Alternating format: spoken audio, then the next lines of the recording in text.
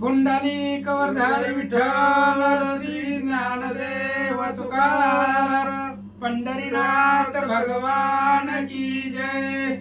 प्रभु श्री रामचंद्र भगवान की जय। कपिवर्य महारुद्र हनुमान की जय। लोकाभिरामं रणरंगधीरं राजीव नेत्रं रघुवंशनाथं कारुण्यरूपं करुणाकरन्तं श्रीरामचंद्रं शरणं प्रपद्ये। आता जैसा हेसी तैसिया नमो तुझ श्रीराम राया। तुझे कृपे रघुवर्या स्तुते वदवया सामर्थ्य। जेने पंढरी सारिखाची आपुला धामगाव केला। वैकुंठाधिपती विठ्ठल सखा सोयरा जोडिला। जो का भक्त विरक्त मुदळवटी विख्यात हा बोधला। त्या संत सद्गुरु मानकोजी चरणी साष्टांग मी घातिला। पुंडलिक वरदारी विठ्ठल श्री ज्ञानदेव तुकाराम पंढरीनाथ भगवान की जय। श्री गणेशाय नमः। श्री सरस्वती नमः। प्रभु रामचंद्राय नमः। तुझ्या श्री हृदय पिटुनी वाद्य वाजविती भयंकर वदनी। रक्त मृतिका मिळुनी हळदी सहजीची लागेल। कथेचं अनुसंधान पांडव प्रतापाध्यायी 21. दुर्योधन आणि द्रौपदीचा संवाद चालू आहे। पाठीमागचं अनुसंधान द्रौपदीच्या केसाला धरून दुःशासनानं ओढून सभेमध्ये आणलेलं होतं। त्यावेळेस हे असणाऱ्या ज्या काही द्रौपदी आहे ती असणारी द्रौपदी दुर्योधनाला बोलू लागलेली आहे की बाबा जेव्हा भीमाची गदा तुझ्या मांडीवरती बसेल, तुझ्या हृदयावरती बसेल, तेव्हा तुझा त्या ठिकाणी असणारा रक्तानं अंग भरेल आणि तीच हळदी तुझ्या अंगाला रक्तरूपी लागेल असं द्रौपदी सांगतात। मग ते गदा धरुणी हृदये समर्मंच की करी शयन। बंधू समेत यम सदन पावनी जीवनासी कानी करण। आणि काय कर म्हणले ती जी गदा आहे ती असणारी गदा हृदयावरती पडल आणि पडल्यानंतर ना मग समरमंचा की करी शयन। जी काय असणार रणभूमी, जी काय असणारा मंच काय मंडप आहे त्या असणाऱ्या पलंगावरती त्या मंचकावरती असणारा शयन कर। आणि शयन केल्यानंतर ना मग सगळीच्या सगळीच यमलोकाला यमपुरीला जातील असं द्रौपदी सांगते। शब्द शस्त्रांचे गाय तीक्ष्ण लागता खवळला दुर्योधन। म्हणीचे तुकडे करून सर्प प्राय टाकरे। आणि मग एवढं लागलं महाराज त्या दुर्योधनाच्या काळजाला लागलं। कारण बोलत असताना विचार करायचा महाराज, कोणालाही कसंही बोलायचं नाही। ती द्रौपदी एवढं बोलली त्या असणाऱ्या दुर्योधनाच्या हृदयाच्या काळजाचं तुकड्याच्या तुकडे होऊन पडलं। शब्दशस्त्र आहे ती, शब्दाच्या शस्त्राची घाय आहे आणि ती गाव दुर्योधनाला लागल्याबरोबर एवढ्या दुर्योधनाला भयंकर राग आला आणि त्याने सांगितलं, आज्ञा दिली सगळ्या सैन्याला हे असणाऱ्या द्रौपदीचं तुकडं करून टाका। जेव्हा नासिकाने कर्ण हस्तशस्त्रे टाक छेदून। दुःशासन फेडी वसन दावी नग्न सभेत। एवढा राग त्या असणाऱ्या दुर्योधनाला आलेला आहे। त्यानं दुःशासनाला सांगितलं ह्या असणाऱ्या द्रौपदीला सभेमध्ये नग्न करायचं आणि तिची काही साडी अंगावरची ती असणारी साडी फेडून टाक आणि सगळ्या असणाऱ्या जगताला या सभेमध्ये तिला नग्न करून दाखव असं दुर्योधन दुःशासनाला बोलू लागला। वाम हस्ते केश कवळून सव्य हस्ते फेडी वसन। नगर लोकसभा जन जागती नयन अति दुःखे। आणि दुर्योधनाने सांगितल्याबरोबर एवढा असणारा राग त्या दुःशासनाला आलेला आहे। वाम हस्ते केश कवळून सव्य हस्ती फेडी वसन। नगर लोकसभा जन जागती नयन अति दुःखे।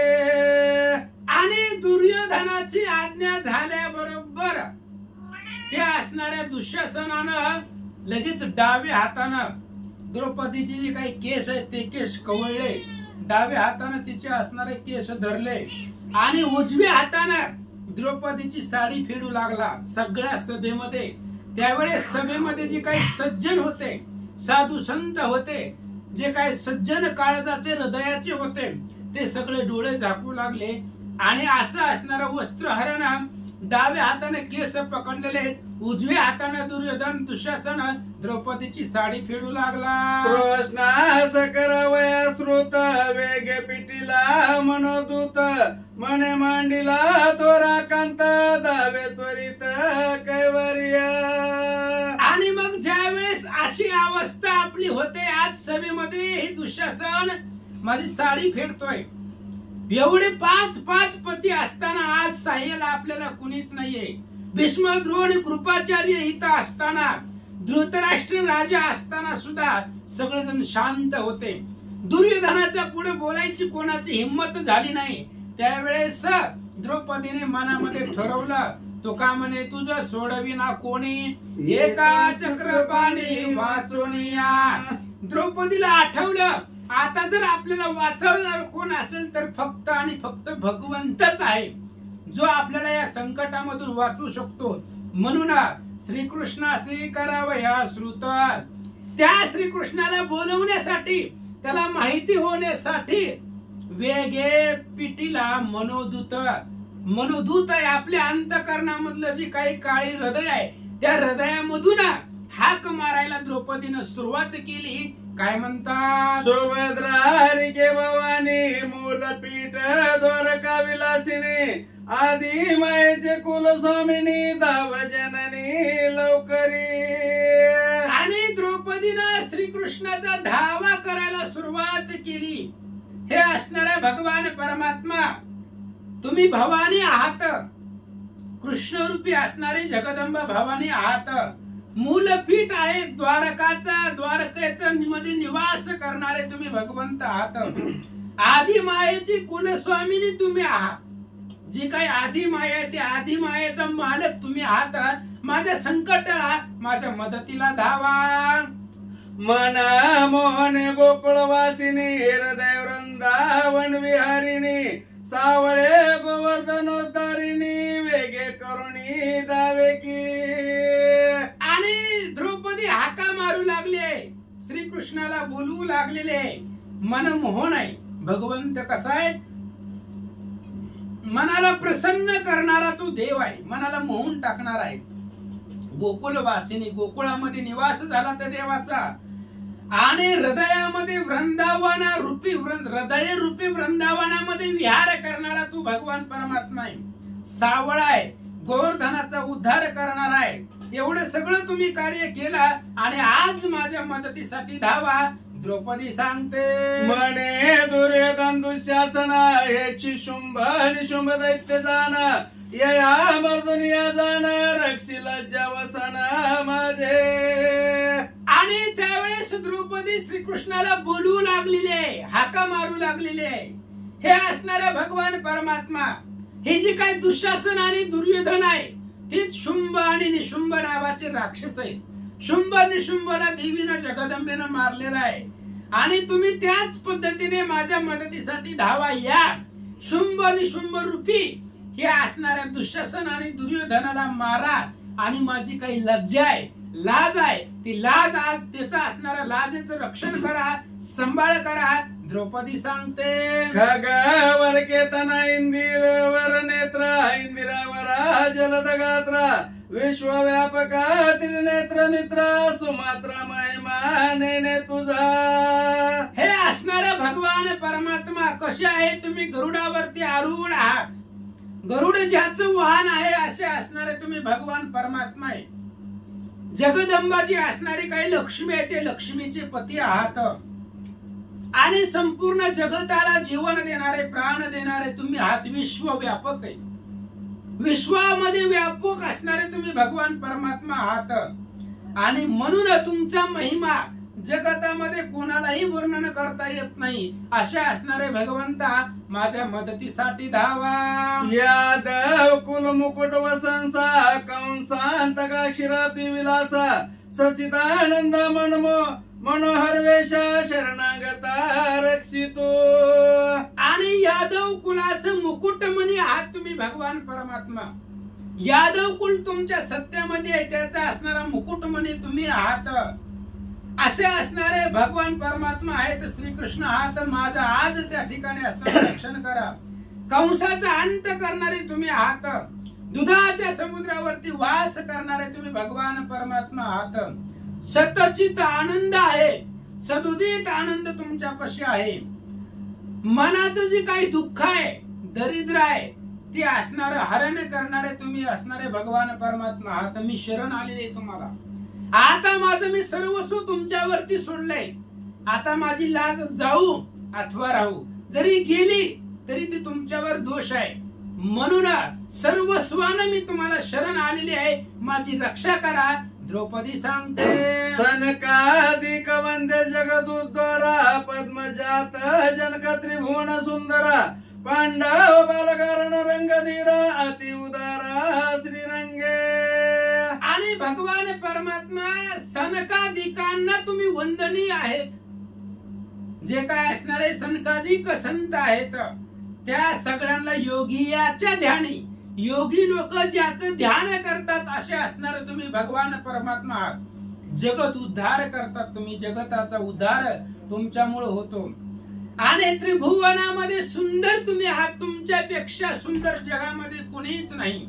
अशा प्रकारचे असणारे तुम्ही भगवान परमात्मा आहात. म्हणून जगत जननी आहात. माझ्या मदतीसाठी धावा असं सांगतात. माया चक्र चालक निरंजना महाराजात पूर्ण वसना मधुभूर कैट दैत्य भंजना जगत जीवना दावे का. आणि माया चक्र चालक आहेत तुम्ही.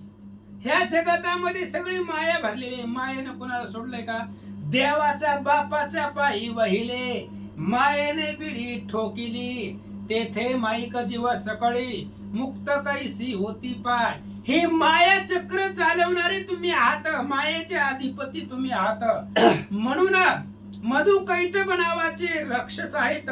त्या राक्षसाचा अंत करणारे तुम्ही आहात. आज माझ्या जी काही माझी इज्जत सभेमध्ये जाते, लाज जाते, ते असणाऱ्या माझ्या लज्जेचं संरक्षण करण्यासाठी धावा. द्रौपदी बोलतात, अवतार चक्र चरित्र पालका दावानंत ब्रह्मांड नायका ब्रह्मानंद मुकुद मृगांका दावी एकदा ये वेळे. आणि अवतार धरून अवताराचं चक्र तुमच्याकडे. अवतार तुम्ही किती धरले? ऐसे माझे अवतार किती. भोगिंद्र सही नेनवती मेघधारा मोजवती पर्यंत नाही अवतारा. किती अवतार आहेत माझे. एखाद्या वेळेस पावसाचे जे थेंब पडतात ते मोजणं शक्य होईल, पण माझ्या अवताराला अंत नाही. आणि हे अवतार कोणासाठी आहे? सगळ्या भक्ताचं रक्षण करण्यासाठी. अनंत ब्रह्मांड व्यापक असणारे तुम्ही भगवंत आहात. एवढे अवतार धारण केले, भक्ताचं रक्षण केलं, आणि आज माझ्या संरक्षणासाठी धावून या. द्रौपदी बोलते, मुचुकून गिरीधरा पंचशर जनका परत्परा निगमागम वंदे अनंत नेत्रा संकट माझे न देखसी. मुजुकुंदाचा उद्धार तुम्ही भगवान परमात्मा केला. मोठमोठाले पर्वत तुम्ही असणारे धारण केले. गोवर्धन धारण केला अंघोळीवरती, आणि सगळे असणाऱ्या गोपाळांचा जीव वाचवला. महादेवाचे असणारे जनक, ब्रह्मदेवाचे जनक तुम्ही आहात. जगतामध्ये सर्वश्रेष्ठ भगवान परमात्मा तुम्हीच आहात. आणि अनंत नेत्र आहेत तुला. आपल्यासारखे 2 डोळे आहेत का देवाला? हजारो डोळे आहेत. मग ते हजारो डोळ्यानं तुम्हाला दिसत नाही का मी अडचणीमध्ये आहे? माझं वस्त्र ही दुःशासन फेडतंय. त्याच्या हातामध्ये माझी साडी आहे. माझे असणारे केस त्यानं हाताने धरलेले आहेत, ती ओढतोय मला. ही दिसत नाही का तुम्हाला? द्रौपदी बोलते, अंध जाता घोर कांतारी समागमी टाकून गेले दुरी मग तो तळमळी नाना परी मज मुरारी तेवी झाले. भगवंता माझी तशीच अवस्था झालेली आहे. एखादा आंधळा वनाच्या ठिकाणी जावा आणि त्याचा जो सोबती आहे त्या सोबत्यानं त्या असणाऱ्या आंधळ्याला तिथंच सोडावा. तो आंधळा जसा तळमळतो तसं मला खूप तळमळ वाटू लागलेली आहे. आज माझ्या असणारी जी काय लाज आहे ते लाज तुमच्या हातामध्ये आहे, त्याचं संरक्षण करा असं द्रौपदी बोलते. व्याघ्रे पाडस धरिले मायनी ते दिन रजनी चिंती जननी वैकुंठपूर विहारिणी द्याई मानी देवी तू ते. भगवंता काय माझी अवस्था आहे. हरिणीचं पाडस असावं आणि त्या पाडसाला वाघानं पकडावं, हरिणीच्या पिल्लाला वाघानं पकडावं. त्या हरिणीची जशी अवस्था होती किविलवाणी दीनवाणी तशी अवस्था माझी झालेली आहे. माझ्या संरक्षणासाठी कोणी नाहीये. 5 पती आहेत, मोठमोठे ज्ञानी समर्थ आहे, द्रोणाचार्य, कृपाचार्य, भीष्माचार्य, पण एकही माझ्या मदतीला उठत नाहीये. फक्त आता तूच आहे मला वाचवू शकतो. द्रौपदी बोलते. प्रसूत समयी मध्यानी तृषित धेनो दग्धवनी तो सहस्र व्याघ्री येवोनी गर्जन करोनी ओढिली. भगवंता माझी अवस्था तशीच झालेली आहे. एखादी गाय असावी, गाय प्रसूती व्हावी, त्या गायला वासरू पिल्लू व्हावं आणि त्याच गायला त्याच वेळेला हजारो वाघांनी घेरावं आणि ते वाघ जसा डरकाळा फोडतात, कालवा करतात, त्या गायीला ओढतात, तशी माझी अवस्था झालेली आहे. हजारो शत्रू इथं आहेत. हे दुःशासन आहे, दुर्योधन आहे, मला वडू लागलेले आहेत. गायी रूपी मी असणारी इथं आहे आणि वाघ रूपी असणारी सगळे असणारी दुष्ट दुर्जन इथं. माझी याच्यामधून संरक्षण करा, लाज वाचवा. द्रौपदी बोलते. भक्त वत्सला स्नेहाळारी देवी मज गांजीले दुराचारी कोटे गुंतलासी कैवारी कमलायत नारदयास्त. हे भगवान परमात्मा, भक्त वत्सल तुम्ही आहात, स्नेहाळू आहात, कनवाळू आहात, कृपाळू आहात आणि एवढे असताना सुद्धा तशा पद्धतीने मला या दुराचारी कौरवांनी गांजलेला आहे. तुम्ही कुठं गुंतले आहात, कोणत्या कामामध्ये अडकलात. आज बहिणीचा विसर तुम्हाला पडला. हे असणाऱ्या बहिणीला सोडून तुम्ही कुठं गेला. लवकर लवकर धावा आणि माझ्या असणारी बहिणीची सोडवण करा असं द्रौपदी बोलते. ये समय न येसी करुणार नवा उने येईल की विरोधा नावा भक्त वत्सला र माधवा वात कंठ शोधला. खूप दुःख द्रौपदी करू लागलेली आहे. भगवंताला अंतःकरणापासून हाका मारू लागली. भगवंता जर तुम्ही आता आले नाहीत तर तुमचं नाव जे आहे, नाव दीनानाथा ब्रीद सांभाळे आपुले, दीनानाथ तुमचं नाव आहे आणि ती जी काही ब्रीद आहे ती ब्रीद सांभाळा. ह्या वेळेला जर तुम्ही आला नाहीत, माझी लाज जर केली तर तुमच्या नावाला ऊन येईल. तुम्हाला देव कोण म्हणेल, भक्ताचं संरक्षण करता कोण म्हणेल. म्हणून भक्त वत्सला भगवंत आज माझ्या मदतीसाठी धावा. द्रौपदी बोलते. गांजीती कौरव दुर्जन विसाव्या का सांडीला अभिमान पांचाळी श्रीरंग तुझी बहीण घोष गाजे त्रिभुवनी. आणि द्रौपदी सांगू लागलेले हे असणारे भगवान परमात्मा, ही असणारी दुर्जन कौरव मला गांजत आहे. दुःशासन माझी साडी फेडतोय सभेमध्ये आणि तुम्ही त्या ठिकाणी असणारा का मला आज सोडून गेला. अरे जगतामध्ये कृष्णाचं आणि द्रौपदीचं ह्या बहीण भावाचं नातं जगामध्ये प्रसिद्ध आहे. सगळ्याला माहित आहे श्रीकृष्णाची एकच बहीण आहे आणि ती असणारी द्रौपदी मानलेली बहीण आहे. पण सुभद्रेवरती जेवढा जीव नाही तेवढा माझ्यावरती तुमचा आहे. मग ही श्रीकृष्णाची जी बहीण आहे द्रौपदी, ही संपूर्ण त्रिभुवनामध्ये घोष गाजतोय. मग आज तोच अभिमान का सोडला? हे असणारे सगळे कौरव मला गाजवतात, मला त्रास देतात, माझी असणारी लाज जाते, येऊन वाचव, माझी सुरक्षा कर, असं द्रौपदी बोलते. कौरव कुबुद्धी समुद्रात बुडाले हरी देई हात, दीनवदन झाले पंडुसूत, बांधले दृढ कपशपासे. आणि कृष्णा काय सांगायचं तुम्हाला, कौरव कुबुद्धी समुद्रामध्ये बुडून चालले मी. कौरव रूपी असणारा समुद्र आहे, त्या समुद्रामध्ये बुडायला लागले. मग वरच्याच तारुवाचं काय काम आहे? त्याला हात देऊन बाहेर काढणं. मला हात द्या, या समुद्रामध्ये बुडायला लागले मी कौरवांच्या, मला हात देऊन बाहेर काढा. 5 पती आहेत मला, पण आज कोणाचंही काही चालत नाही.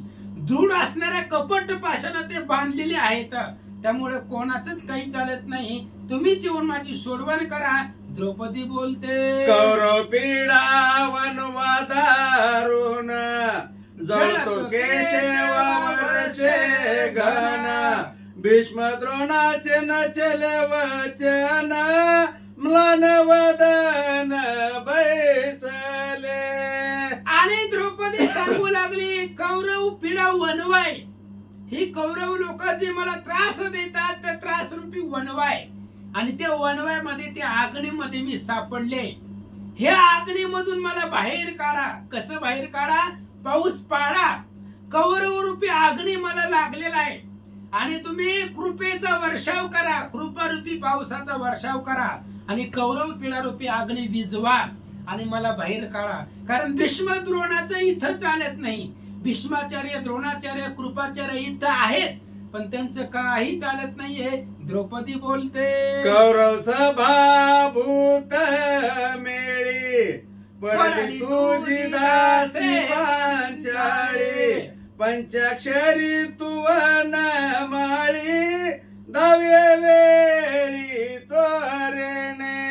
हे असणाऱ्या भगवंता, मी तुमचं दास आहे. द्रौपदी सांगते, तुमची दासी आहे मी. आणि कौरव सभा जी आहे ती सगळी भूताची सभा आहे, आणि त्या कौरव रूपी भूतांच्या सभेमध्ये तुमची असणारी दासी द्रौपदी पडलेली आहे. तर तुम्ही काय करा, मला हे असणाऱ्या सभेमधून, दुष्ट बुद्धीच्या सभेमधून मला बाहेर काढा, माझी सुरक्षा करा, माझं संरक्षण करा. द्रौपदी सांगते. हरी तू कंठीर वदयाब्दी, तुझी कन्या मी येथे द्रौपदी, कौरव गजी वेडिली त्रिशुद्धी, दावादी हाका देत.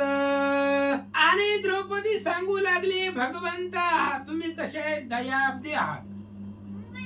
दयाचा समुद्र तुमच्यापाशी आहे, आणि मी तुमची मुलगी आहे, कन्यारूपी असणारी मी तुमची आहे, या सभेमध्ये अडकलेले आहे. म्हणून आता कौरव हा रूपी हत्तीनं मला वेढलेला आहे, म्हणून माझी मदत करा, मला बाहेर काढा, याच्यामधून वाचवा, असं द्रौपदी हाका मारू लागले. चिंता रोग जडला दारुण, दावे कृपा रस पात्र ये घेऊन, तुझ पासी दाढीन प्राण, कुपण येथे टाकून ये. द्रौपदीने निर्वाणीचं बोलायला सुरुवात केली. कृष्णा, तू जर आता माझ्या मदतीला येऊन माझी लाज जर राखली नाही, तर मला ही कौरव रूपी चिंता रोग झालेला आहे, आणि या रोगावरचं औषध आहे, रस आहे. ते रस म्हणजे कृपेचा रस घेऊन इथं या. जर तू इथं आला नाही तर मी प्राण तुझ्यापाशी पाठवीन, आणि जी काही शरीर आहे ती शरीर मी इथे या सभेमध्ये सोडीला. द्रौपदी बोलते. लपावया तुझे हृदयी, हरी मजला ठाव देई, लाज गेली या लवलाई, मग काय उरेल. आणि द्रौपदी सांगू लागली, कृष्णा तुझ्या हृदयामध्ये लपवण्यासाठी मला थोडीशी जागा दे. आज जर तुझ्या हृदयामध्ये जर मला जागा दिली नाही, तर इथे असणाऱ्या सभेमध्ये माझी लाज जाईल, आणि जर लाज गेली तर मग काय राहणार आहे पाठीमाग, काय शिल्लक राहणार आहे. म्हणून जर सगळी लाज गेली तर मग काय उरणार आहे, काय शिल्लक राहणार आहे. त्याच्यामुळे येऊन माझी मदत कर असं कृष्णाला द्रौपदी बोलते. करुणा करा गोपाला विलंब का फार लाविला, झालिया भगिनीची अवकळा मग काय डोळा पासी. आणि करुणाकर असणारा भगवान परमात्मा आहेत तुम्ही. अरे माझे असणारी सोडवण करा. विलंब खूप उशीर लावला, एवढा उशीर चालत नाही. कवा तुम्हाला हाका मारल्या होते मी, आणि एवढ्या उशीर आला. जर लाज माझी गेली, तुमच्या बहिणीची जर अवकळा झाली तर तुम्ही काय करणार आहे. ह्या दुःशासनानं जर माझी साडी फिरली, सगळे आबरू लाज इज्जत जर माझी गेली तर काय शिल्लक राहणार आहे, कसं मी जगाला तोंड दाखवणार आहे. म्हणून माझी लाज जाण्याच्या आधी तुम्ही इथं या आणि माझी असणारी सुरक्षा करा. खूप उशीर येण्यासाठी तुम्ही लावायला तर असं द्रौपदी कृष्णाला हाका मारते. श्री गणेशाय नमः, सरस्वते नमः. आहा श्री कृष्णा यादवेंद्रा, तुझ काय लागली अवघनिद्रा, द्रौपदी कन्या एकसरा, हाक फोडिता शोकली. हे असणारा भगवान परमात्मा, तुम्हाला काय झोप लागली का, काय काय झालंय. तुमची असणारी द्रौपदी मुलगी आहे, बहीण आहे, आणि ती हाक फोडताना सुकून गेलेली आहे. म्हणून आता असणाऱ्या माझ्या मदतीसाठी धावा, सुकली हाक मारण्यासाठी. कारण तुम्ही हाक मारली की आता, हाक मारली की आता, त्यामुळे सुकून गेलेली आहे आणि तुमच्याशिवाय आम्हाला पर्याय नाही. म्हणून आता माझ्या मदतीसाठी धावा. द्रौपदी बोलते. आपण वाढविले म्हणून जड काष्ट तारी जीवन, पाळीले जाता बुडोन, बिंद्रे गळोनी गेली पै. आणि म्हणून हे बघा भगवंत कसं आहे, लाकूड आहे लाकूड, आणि लाकड असणार त्यांना वाढवलंय म्हणून ते असणार तरलं जात. लाकड जर बुडलं गेलं तर मग आपणच आपल्याला घात केला असं होतंय. त्या म्हणून तुम्हाला बोलवते, हाक मारते. तुम्ही माझं सर्वस्व तुम्ही आहात आता, आणि तुम्ही जर इथं आला नाही, तू जर इथं आला नाही, आणि जर माझी सगळी लाज गेली तर आपणच आपल्याला बुडवल्यासारखं होतं. द्रौपदी सांगते. यदु कुल कमला विकास मित्रा, पांडव मानस चकोर चंद्रा, जगदंधा कृपा समुद्रा, करी स्वरा ये वेळे. हे असणारा भगवान परमात्मा, लवकर लवकर या. तुम्ही कशा आहेत. पांडवांचा असणारा चकोर रूपी, चकोर जसं पावसाची वाट पाहत चातक, त्या पद्धतीने मानस सांभाळणारे तुम्ही आहात. पांडवांच्या अंतःकरणामधले जे काही माणस आहे, त्या माणसाचं संरक्षण करणारा, माणस सांभाळणारे तुम्ही आहात. म्हणून लवकर लवकर या आणि मला ह्या दुष्ट बुद्धीच्या सभेमधून, कौरवांच्या सभेमधून बाहेर काढा. माझी लाज राखा. द्रौपदी सांगते. द्रौपदीचे करुणा शब्द हे चिवडाले प्रेम बिलिंदे, श्रीकृष्ण कमली सुदत गुंजारव जाणविती. आणि द्रौपदीचं करुण शब्द, द्रौपदीनं करुण वाणीनं हाक मारलेली श्रीकृष्णाच्या कानावरती पडले. आणि द्रौपदीचे जे काही शब्द होते ते अंतःकरणापासून निघालेले शब्द भगवान श्रीकृष्णाच्या कानामध्ये घुसले गेले. कानामध्ये ते खुणावू लागले, सांगू लागले. कृष्णाच्या असणाऱ्या हृदयावरती ते शब्द जाऊन आदळले. भगवान परमात्मा जागा झाला. काय करतात. कौरव सभा कंटकस्त ककला, जाणून द्रौपदी जे शब्द मारलं, पृष्ठ मानस सरोवर विशाल, जाऊन ते बैसले. आणि द्रौपदीचे जे काही शब्द होते ते शब्द कुठं होते. कौरव सुबीजी कौरवांची सभा आहे, आणि ती सभा काट्याची सभा आहे. त्या कंटक वनामध्ये द्रौपदी होती, आणि तिचे असणारे शब्द त्या कंटक वनामधून बाहेर पडले. कृष्णाचं मानस सरोवर आहे, कृष्णाचं जे काही अंतःकरण आहे, ते अंतःकरणारूपी सरोवरामध्ये जाऊन ते शब्द धडकले, तिथं जाऊन बसले. आनंद रूप पर्यका ते पौडला वैकुंठ नायक, चरण तळहाती ते देख ज्ञान कला रुक्मिणी. आणि इकडे द्वारकेमध्ये सोन्याच्या आसनावरती जे काही पलंग आहे, सोन्याच्या पलंगावरती भगवान परमात्मा झोपलेला आहे. रुक्मिणी त्यांचं पाय दाबत आहे. पाय लक्ष्मीच्या हाती तिशी यावे काकुलती. पाय कुणाच्या हातामध्ये होतं? लक्ष्मीच्या हातामध्ये कृष्णाचे पाय होते. रुक्मिणी चरण, भगवंताचं जे काही चरण आहे ते चरण आपल्या हातानं दाबत होती. आणि तेवढ्या वेळामध्ये द्रौपदीनं मारलेली हाक कृष्णाच्या कानापर्यंत पोहोचले. अनुभव बोंदे सुरवर गाती नारद आणि तुंबर तेथे उद्धव आणि अक्रूर सुगंध वायू जाणविती. आणि अनुभव बोधान सुस्वर संगीतामध्ये विशारद असणारे नारद आणि तुंबर हे गायन करतायत. सुस्वर अतिशय सुंदर मधुर स्वरामध्ये नारद आणि तुंबर गायन करतायत. उद्धव आणि अक्रूर सुगंध वारा भगवान परमात्माच्या पर्यटकावरती, ज्या पलंगावरती विसावा घेत आहेत त्यांच्या असणाऱ्या शेजारी उद्धव आणि अक्रूर शांत असणारा वारा भगवंताला घालू लागले. सप्रेम लक्ष जोडले करी उभा सन्मुख तो संस सरपारी चरण तलहाती भीम कुमारी देखे नस्वमुखरी ब्रह्मांडे. आणि प्रेम लक्षण जी काय आहे, प्रेमाचं लक्षण आहे ते असणारे जे काही द्रौपदी आहे, भगवान परमात्मा आहे, तो भगवान परमात्मा झोपलेले आहे, विसावा घेत आहेत. पुढे हात जोडलेला आहे. कोणी? गरुड आणि हनुमंत सन्मुख उभे राहती. गरुड पुढे त्या ठिकाणी हात जोडून उभा आहे. रुक्मिणीच्या हातामध्ये भगवान परमात्म्याचं चरण आहे. आणि जिचे असणारं ब्रह्मांड नखाची सुद्धा बराबरी करू शकत नाही अशी रुक्मिणी भगवंताचं पाय दाबत होती असं सांगतात. गौरव सभा काल राती दारुण द्रौपदीचे वत्तारण करावया तस्कर दुःशासन वाला घालू पाहतसे. गौरव सभा काल रात्र आहे आणि त्या काल रात्रीमध्ये द्रौपदीचं वस्त्रहरण, ह्या काल रात्रीमध्ये चोर येत असतात.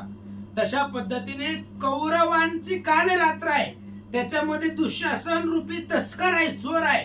आणि त्या कौरवांच्या काल रात्रीमध्ये दुःशासन रूपी चोर येऊन काय करतोय? द्रौपदीचे वस्त्रहरण, द्रौपदीचं वस्त्रहरण करण्याचा प्रयत्न दुःशासन करतोय असे शब्द कृष्णाच्या कानावर जाऊन धडकले. द्रौपदीचे शब्द सुरेख ते द्वारकेत घालती हाक जागा झाला वैकुंठ नायक गावरे बने विलोकी. भगवान परमात्मा पलंगावरती झोपलेला आहे. रुक्मिणी पाय दाबते. नारद तुंबर गायन करतात. उद्धव अक्रूर वारा घालतात. आणि एवढ्या वेळामध्ये तो द्रौपदीचे शब्द सुरेख, द्रौपदीनं हस्तिनापुरामधून मारलेली हाक श्रीकृष्णा द्वारकेमध्ये श्रीकृष्णाच्या कानापर्यंत ते शब्द जाऊन धडकले. त्यावेळेस भगवान परमात्मा अचानक उठून बसला, घाबरला. काय करतात? ज्ञाने पाहे तो यादवेंद्र पांडव भांडारीचे कौरव तस्कर द्रौपदीला जावन अपार नेऊपाती हरुनिया. भगवान श्रीकृष्णानं ज्ञानानं पाहू लागले, ज्ञानाने विचार करू लागले. द्रौपदी आपल्याला अंतःकरणापासून हाक मारते. मग लगेच भगवंतानं ओळखलं हे जे काय असणारा पांडवांचं जे काही भांडार आहे, रत्न आहे, ती रत्न म्हणजेच असणारी द्रौपदी आहे. आणि त्या द्रौपदीचं वस्त्रहरण दुःशासन दुर्योधन करतायत. म्हणजे पांडवांच्या भांडारामधलं जे काही धन आहे ती धन कौरव रूपी तस्कर चोरून नेतात हे कृष्णानं ओळखलं. रुक्मिणीचे हातीचे चरण सोडून उठला मनमोहन गाव घेतली उडोठोन न बोलता कोणाशी. आणि रुक्मिणी पाय दाबत होती. लगेच भगवंतानं पाय ओढून घेतला, उठले, पाय आखडून घेतले. रुक्मिणीच्या हातामधून भगवंताचा पाय निसटला. भगवान परमात्मा सावध झाले, उठून बसले, घाबरेपणानं पाहू लागले आणि लगेचच पलंगावरून उठून धाव घेत निघाले. पितांबराची हदकाच तीन सावरीच ऋषिकेश मुकुट राहिला रुळती केश सुगंध सुमने सांडती. आणि भगवान परमात्मा निघाले, कोणालाच काही बोलले नाही. डायरेक्ट द्रौपदीनं हा द्रौपदीचे शब्द कानावर पडल्याबरोबर भगवंत उठला, श्रीकृष्ण उठले, कोणाला काही बोलले नाही. तर धाव घेतली, पितांबर खाली जमिनीवरती लोळतोय, मुकुट तिथंच राहिलेला आहे पलंगावरती, केश पाठीमाग असणारे कुरळे केश त्या ठिकाणी दिसत होते. अशा अवस्थेमध्ये श्रीकृष्ण निघाले. कौस्तुमाला वैजयंती नीट न सावरी श्रीपती, खेद पावला श्रीतनुपती, कंठ सद्गद झाला. आणि कौस्तुभ आहे हृदयामध्ये, वैजयंती माळा आहे, कौस्तुभ आहे, ते न सावरता. आता झोपेमध्ये माणूस कसाही असावधपणानं झोपतो, पण अचानक द्रौपदीचे करुणा शब्द ऐकल्यानंतर ना भगवंत उठले झोपीमधून, कोणालाच काही न बोलता. मुकुट तसंच पडलेला आहे, पितांबर जमिनीवरती लोळतोय, गळ्यामधल्या माळा आहे तर वैजयंती आहे, कौस्तुभ आहे, ते न सावरता लगबगीना श्रीकृष्ण निघाले. श्रीरंगाच्या वेगा पुढे मन पवन कायचे पुवा बापुढे, चिंतिलिंगा छाया जावे गरुडे परी तोही मंद राहिला. आणि भगवंताचा वेग आहे तो, त्या श्रीकृष्णाच्या वेगापुढे मन आणि पवन बापुड आहे. सगळ्यात जास्त वेग कोणाचा आहे? मनाचा आहे. ती मनाचा वेग आणि पवनाचा वाऱ्याचा वेग सुद्धा थांबला गेला. गरुडाचा सुद्धा वेग आहे. गरुड चिंतली या जागेवरती, ज्याचं चिंतन मनामध्ये केलंय तिथपर्यंत गरुड वेगानं जातो, पण तो गरुड सुद्धा मंद राहिला. गरुडाचा वेग पाठीमागे सोडला, मनाचा वेग सोडला, वाऱ्याचा वेग सोडला, आणि त्याच्यापेक्षा वेगानं भगवंत निघाला. धावा केला हे भक्ती लक्षण परी तो हृदयीचा नांदे नारायण, सर्व व्यापक जगन्मोहन गगना मग गमन नशेची. भगवान परमात्मा आहे, त्याला काय गमन आगमन आहे का? जाणं येणं आहे. आता जर देवाला हाक मारली तर देवाला यायला किती वेळ लागल? कारण तू हृदयामध्येच राहतो. माझ्याच हृदयी भगवंत, किंवा तो राम सर्वांचे हृदयवासी, तो हृदयामध्येच राहतो. त्यामुळे त्याला जाणं येणं नाही. हाक मारल्याबरोबर हाके सरशी उडी घालोनी या स्तंभ फोडी. प्रल्हादानं हाक मारल्याबरोबर खांबातून आला, त्याला काही कुठं जाणं येणं आहे का? गमन आगमन देवाला नाही. हाक मारल्याबरोबर प्रगट होतो. द्रौपदीनं हाक मारल्याबरोबर भगवंत तातडीनं निघाला. नारद पुषे रुक्मिणी लागून का घाबरेपणे गेले जगजीवन, हे म्हणे द्रौपदी गांजली म्हणून न सावरत धावले. आणि भगवान परमात्मा निघाले. गायन नारद करत होते. नारदांनी सांगितलं, विचारलं रुक्मिणीला, म्हणले असं देवाला अचानक काय झालंय? म्हणले कोणालाच काही बोलले नाहीत, काही सांगितलं नाही, डायरेक्ट उठून पळाले. कुठे गेले देव? एवढा घाबरलेला दिसतोय, काय झालंय? रुक्मिणीला नारद विचारतात. इकडे द्रौपदीचे वसन पेडू पडत पाहता दुःशासन, हेच पाठीची येऊन उभा टाकला कैवारी. आणि इकडे द्रौपदीचं वस्त्रहरण दुःशासन करतोय, तिची साडी फेडू लागलेला आहे. एवढ्या वेळामध्ये भगवान परमात्मा श्रीकृष्ण मनाचा गरुडाचा वाऱ्याचा वेग पाठीमाग टाकून द्रौपदीच्या पाठीमाग उभा राहिले. जो पितांबर पुला त्याने झांकीला, द्रौपदी वाला बाला प्रकाश संभावक झळकला, कौरव सभा चमकली. भगवंतानं आपला जो पितांबर होता, तो पितांबराने द्रौपदी झाकून टाकली.